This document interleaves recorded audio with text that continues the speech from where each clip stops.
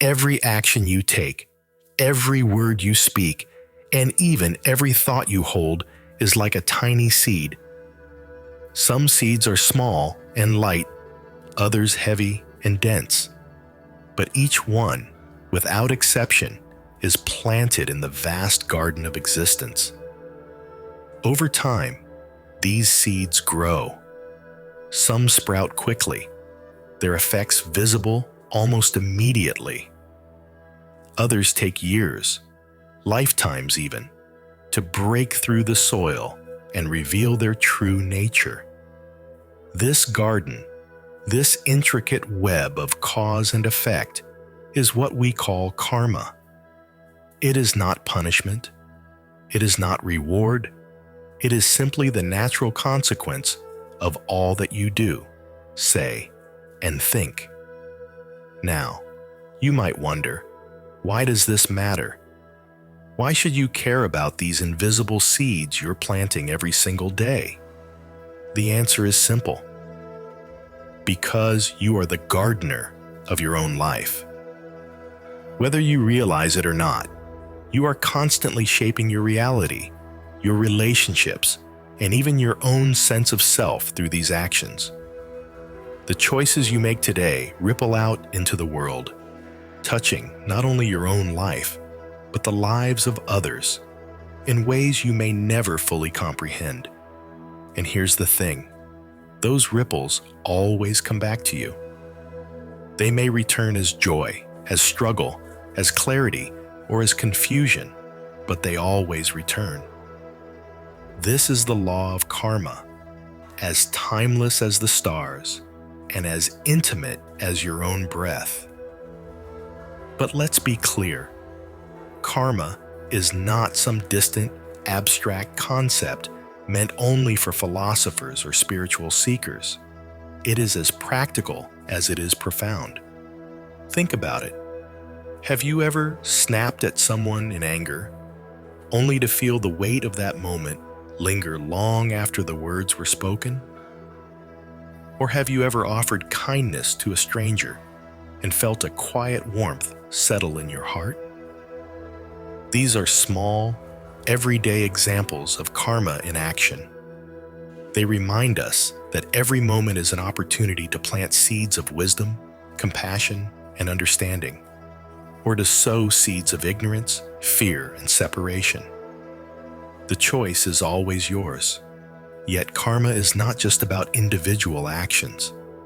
It is also about the interconnectedness of all things. You are not an isolated being, floating through life untouched by the world around you. You are part of a vast, intricate tapestry, woven together by countless threads of intention, action, and consequence. What you do affects others, and what others do affects you.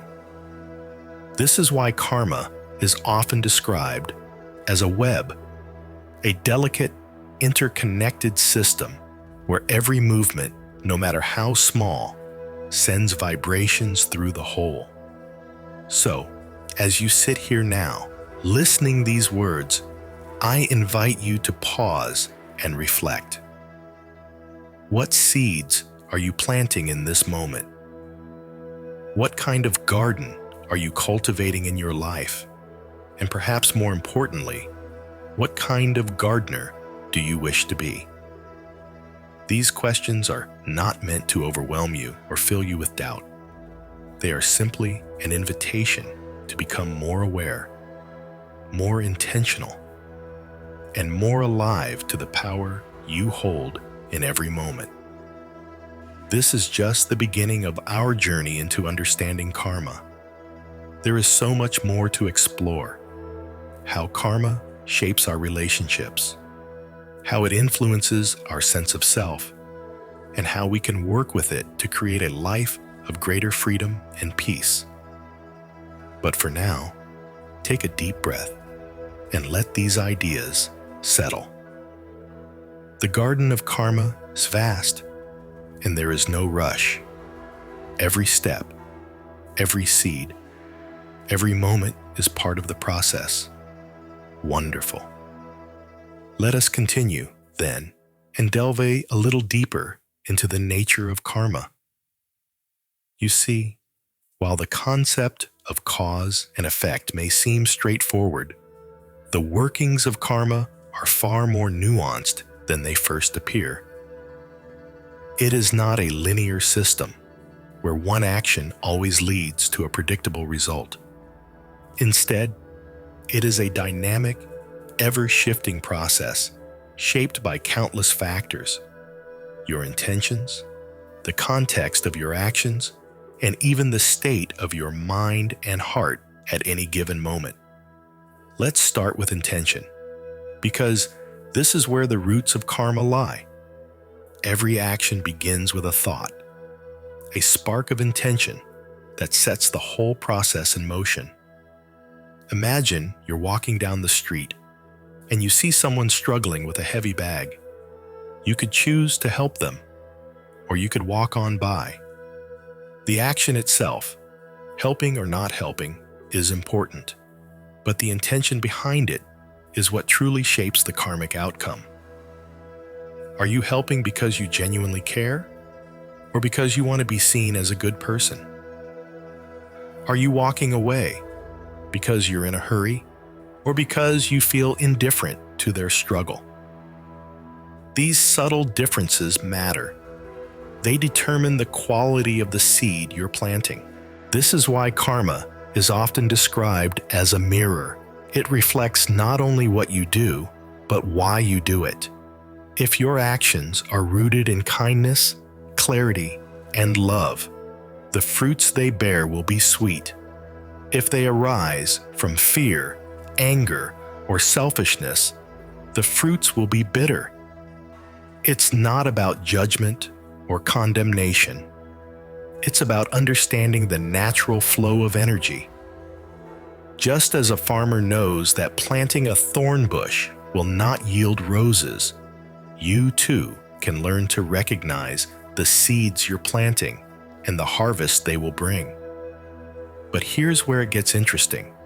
Karma is not fixed. It is not a sentence handed down by some external force, condemning you to a predetermined fate. You have the power to change it.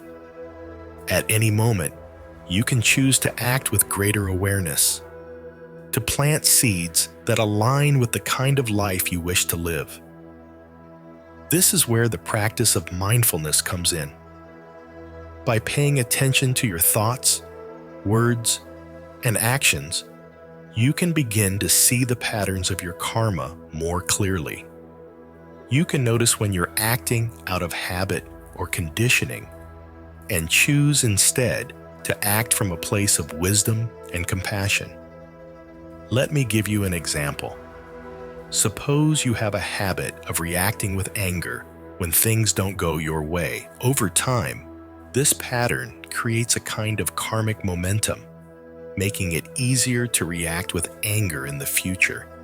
But if you pause, even for a moment, and observe your anger without judgment, you create a space for something new to arise. In that space, you might find the clarity to respond differently, to act with patience, understanding, or even humor. And in doing so, you begin to shift your karma. You break the old pattern and plant a new seed, one that will grow into a different kind of fruit. This is the beauty of karma. It is always evolving, always offering you the chance to start anew. No matter how many seeds of negativity you may have planted in the past, you can always choose to plant seeds of positivity in the present. This is not about erasing your past or pretending it never happened. It's about taking responsibility for your actions and using that awareness to create a better future. Now, you might be wondering, what about the karma I've already created? What happens to those seeds? This is a profound question, and one that leads us into the deeper layers of karmic understanding. The seeds you've planted in the past are still there, waiting for the right conditions to sprout. Some may have already borne fruit, while others remain dormant, hidden in the soil of your consciousness. But here's the key. You can influence how and when those seeds grow. By cultivating a mind of wisdom and a heart of compassion, you create the conditions for positive seeds to flourish and negative ones to wither away. Think of it like tending a garden. If you water the weeds, they will grow. But if you focus your attention on the flowers, they will bloom instead. In the same way, by focusing on positive actions, thoughts, and intentions, you can nurture the seeds of happiness and let the seeds of suffering fall away. This doesn't mean you'll never face challenges or difficulties. Life is full of ups and downs, after all.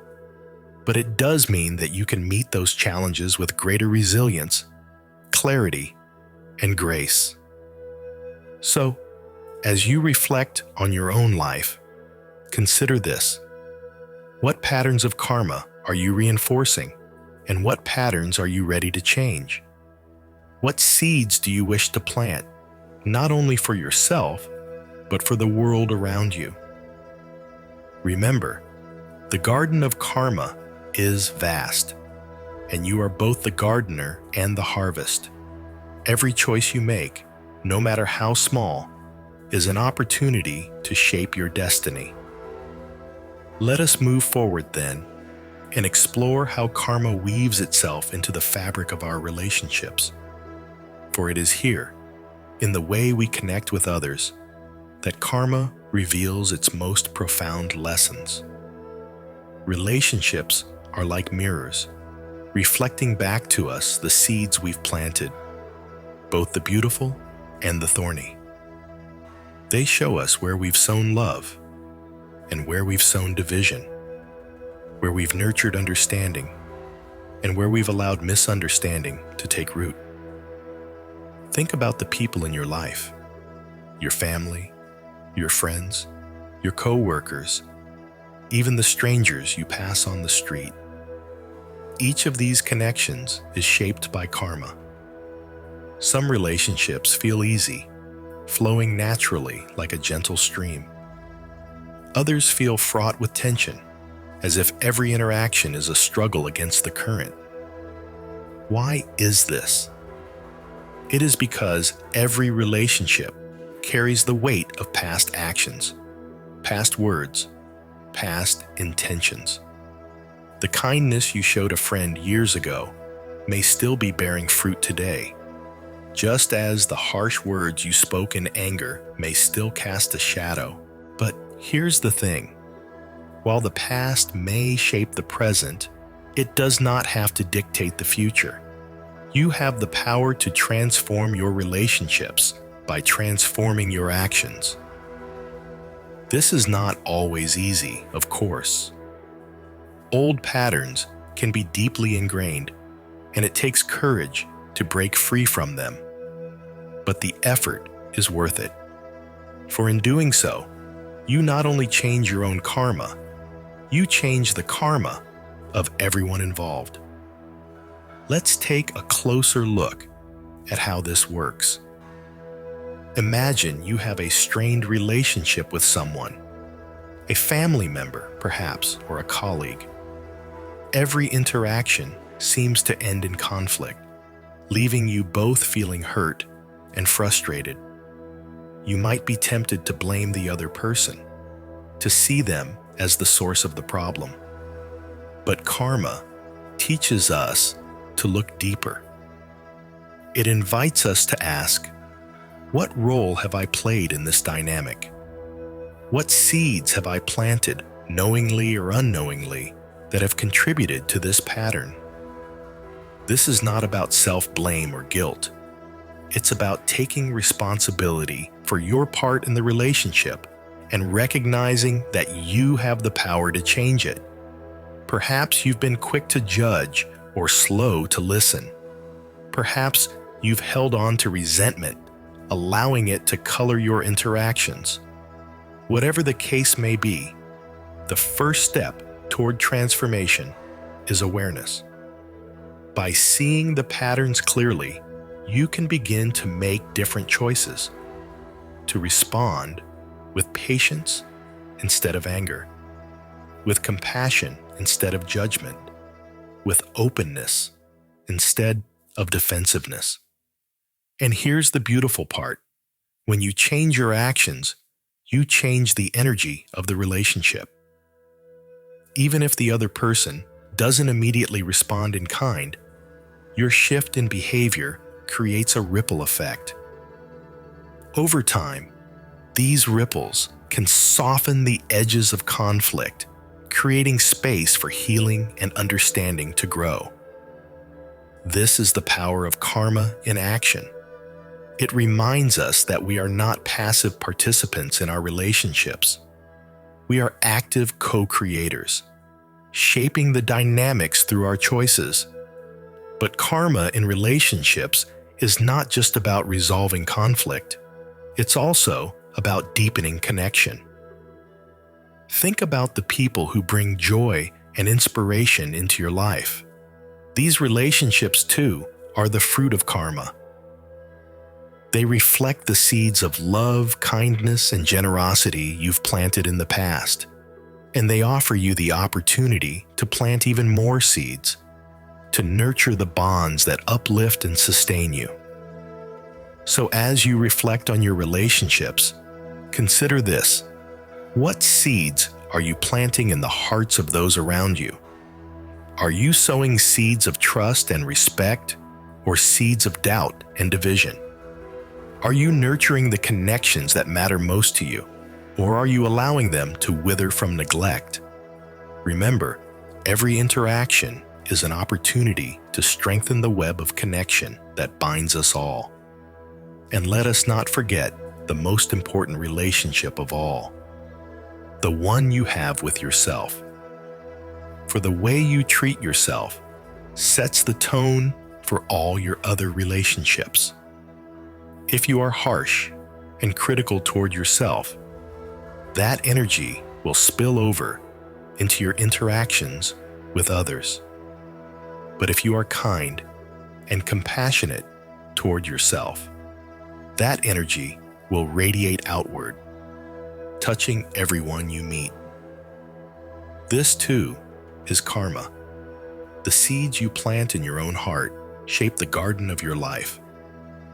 Let us now bring this exploration of karma to a close, weaving together the threads of understanding we've gathered along the way. Karma, as we've seen, is not a distant or abstract concept. It is the very fabric of our lives. It is the choices we make, the intentions we hold, and the relationships we nurture. It is the garden we tend, moment by moment, with every thought, word, and action. And while the workings of karma may be complex, its essence is simple. What you sow, you will reap. As you move forward from this moment, I invite you to carry this understanding with you. Let it guide you in your interactions, your decisions, and your reflections. When you find yourself at a crossroads, pause and ask, what seeds am I planting here? What kind of garden do I wish to grow? Remember, you are the gardener of your own life, and every moment is an opportunity to cultivate something beautiful. But this journey doesn't end here. Karma is a lifelong teacher, offering lessons in every experience, every challenge, and every joy. And just as we learn from our own lives, we can also learn from one another. So, I'd love to hear from you. What has your experience with karma been like? Have you noticed patterns in your life that reflect the seeds you've planted? Have you found ways to transform old habits and create new, more positive outcomes? Share your stories in the comments below. Your insights may inspire others on their own journey of understanding. If this exploration of karma has resonated with you, if it has offered you even a small glimpse of clarity or inspiration, I invite you to subscribe to this channel. Together we can continue to explore the profound truths that shape our lives and our world. And if you found this video helpful, please give it a like. It's a simple way to let me know that these teachings are reaching those who need them. Thank you for joining me on this journey into the heart of karma. May you walk forward with awareness, compassion, and a deep sense of connection to the web of life. Until we meet again, take care of your garden, and may it bloom with wisdom and love.